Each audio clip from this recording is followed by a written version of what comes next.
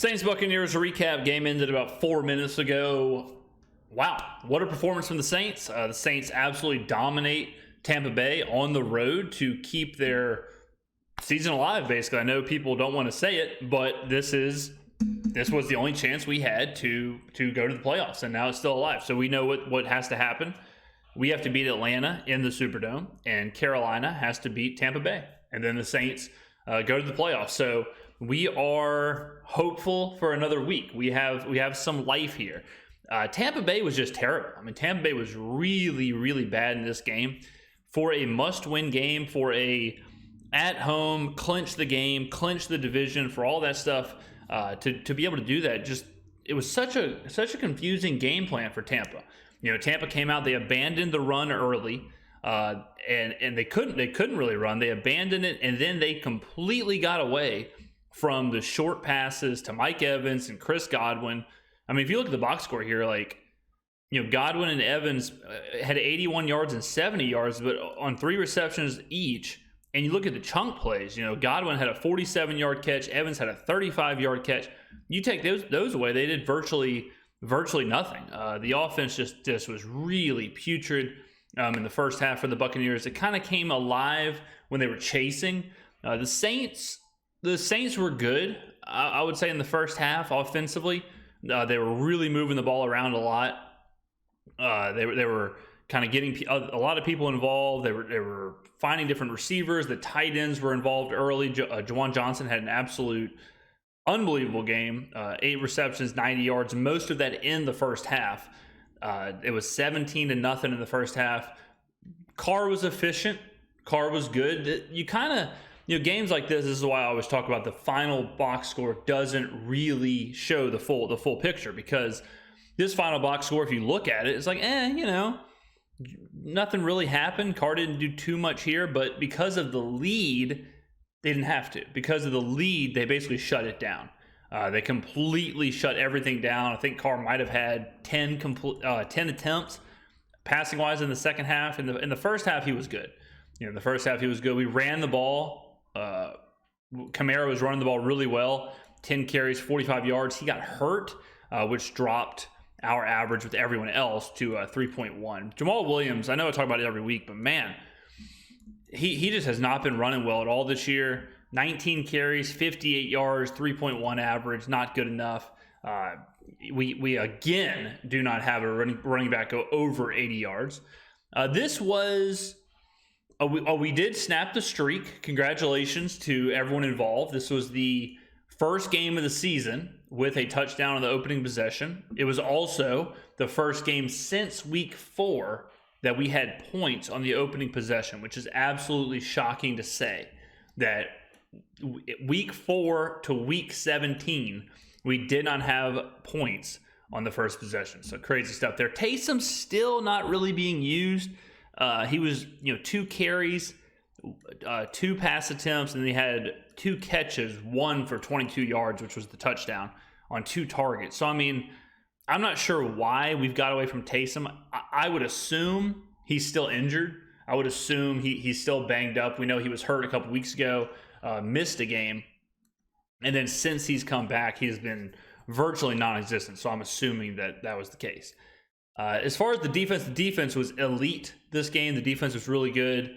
Again, when you have a game like this where it's 17-0 or 20-0, and one team goes into hyperdrive, one team goes into kind of a prevent, kind of a kill the game kind of situation, it's hard to judge the defense on the entirety of that performance. So we're going to judge them pretty much on that first chunk when it was 0-0 to 20-0. And I think the defense was elite. Best the defense has played in, weeks.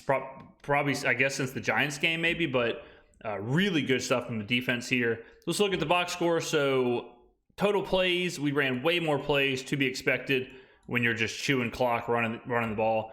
If you look at third downs, we had 8 for 18. They had 2 of 8. First downs, we had 20 first downs. I know at one point, I think Carr was 6 for 6 on third downs. Let's see. Total yards, 310 to 349. Again, the 349s, whatever. The yards per play, this is another one that gets skewed. It's really hard to kind of factor in box scores when you have a game that's so lopsided, because you see the YPP here, and this looks way off, right? Like 7 yards a play seems like a ton, and 4.4 yards play is not that good at all. But again, we're running the ball with Jamal Williams a lot. They are throwing the ball downfield, so it's going to inflate and deflate the two YPP averages. Passing, yards per pass, I mean, again, same exact thing. They're pushing the ball downfield. We are certainly not. Turnover battle, we +4. I mean, +4 in the turnover battle. You should dominate the game. We did dominate the game. If you look at this box score, deserved win. Again, +4 turnover, 13 more minutes of possession, all the first downs, 20 more plays, yardage relatively similar. The only thing you can point to is the YPP, but again. So, I tell you this, I really wish I was sitting here saying, all right, and next week we're on the road to New England, and then we play Houston, and then we play Jacksonville, because this is it, ladies and gentlemen. This is what we were promised. This is not this isn't the greatest show on turf, okay? But this is a team that is much better than the other team in this division. The Buccaneers, more than likely, barring a miracle, barring the Panthers being competent for once all season, barring that happen, the Buccaneers are going to win this division. We are better than the Buccaneers. We are better than the Falcons. We are better than these teams. Yet, we cost ourselves the division by losing to the Buccaneers at home, by losing to the Falcons, by losing to Minnesota and Josh Dobbs. All these games that we let slip, the Packers, these flashes, this game right here, and we're banged up. This isn't even full strength. This is no Marshawn Lattimore. Didn't matter. Chris Godwin and Mike Evans basically did nothing until the end. Baker Mayfield was terrible. We didn't have Marshawn Lattimore, Michael Thomas. Alvin Kamara gets hurt. He gets taken out. I mean, if you look at who's doing what, if you just looked at our box score, if you take away everything else, if you look at, Jamal Williams has 19 carries for less than 60 yards. You look at Jawan Johnson is the only player on the team who had more than 30 yards receiving. You look at that kind of stuff, you're like, man, we must have got smoked.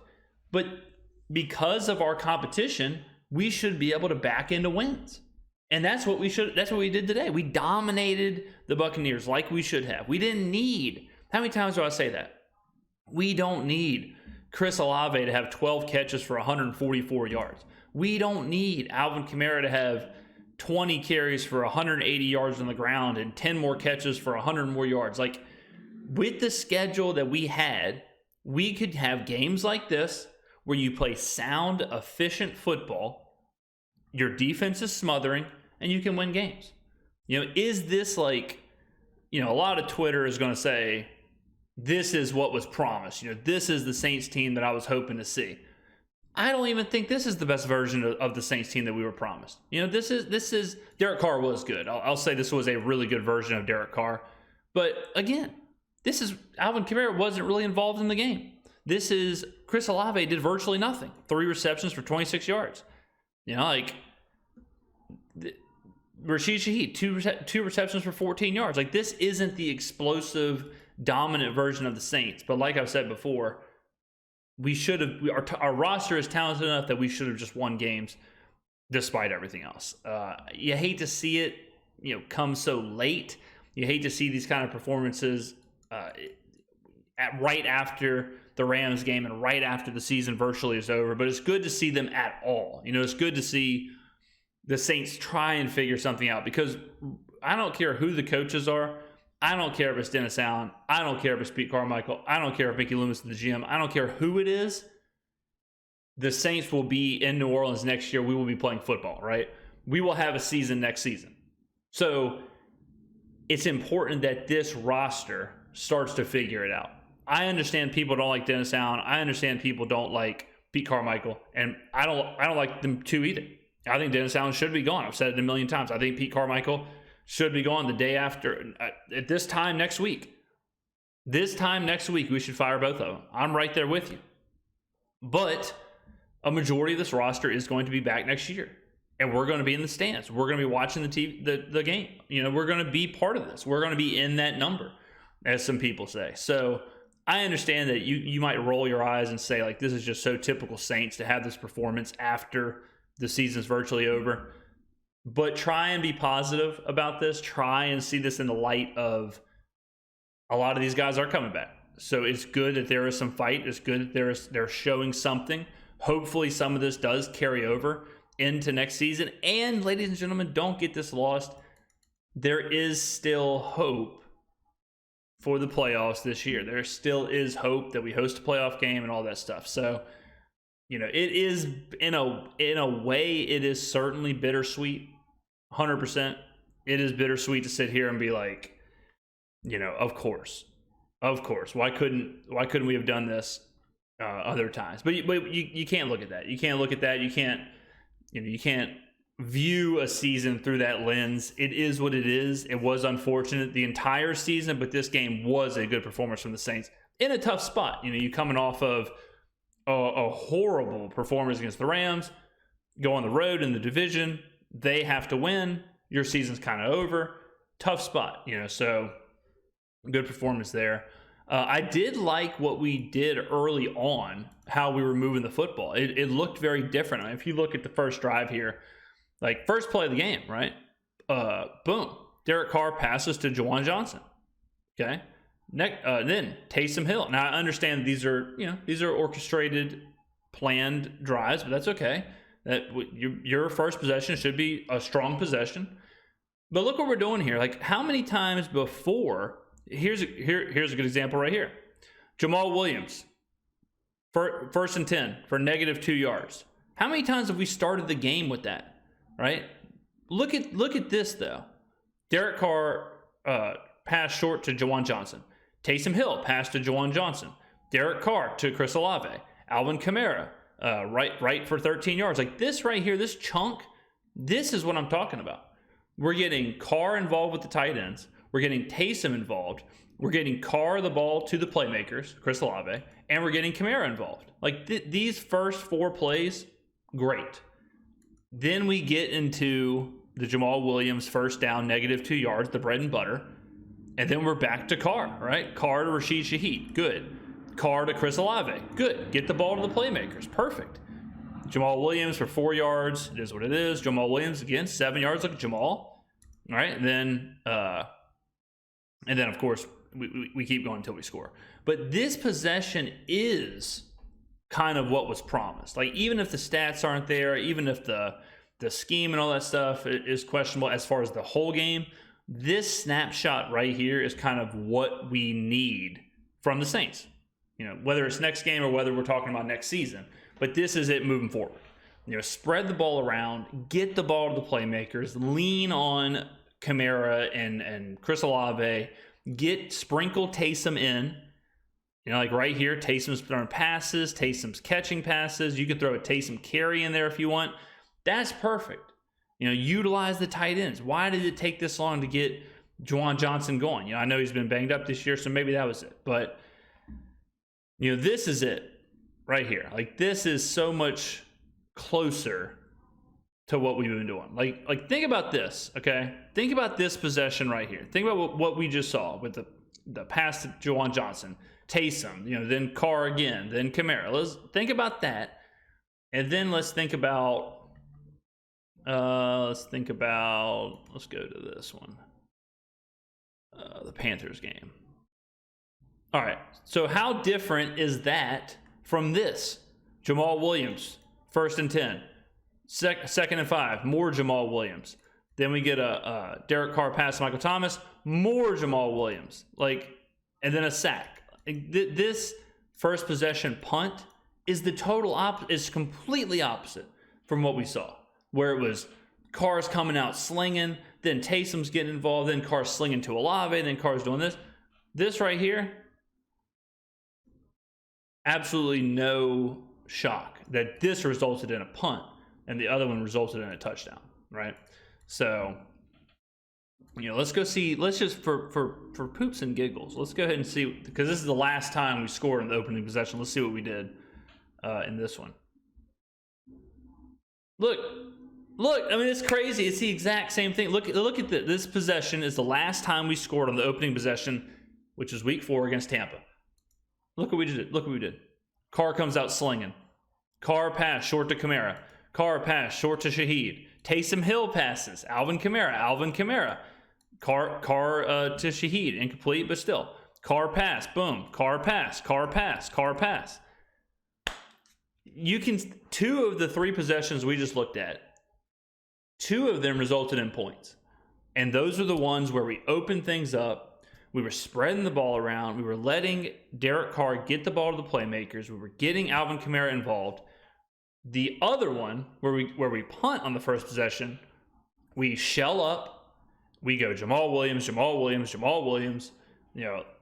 Derek Carr sack. Probably holding the ball too long. Probably a bad route treat or something where he's forced to take a big long drop back. It's not hard, ladies and gentlemen. It's not hard. But this was a good game. This was a good performance. Is it too little, too late? Probably. It is probably too little, too late, but we're fans, right? We're fans of the team. We're fans. We want the team to win. A win is a win. We were never going to go into this game saying like, bah humbug, I hope we lose, whatever.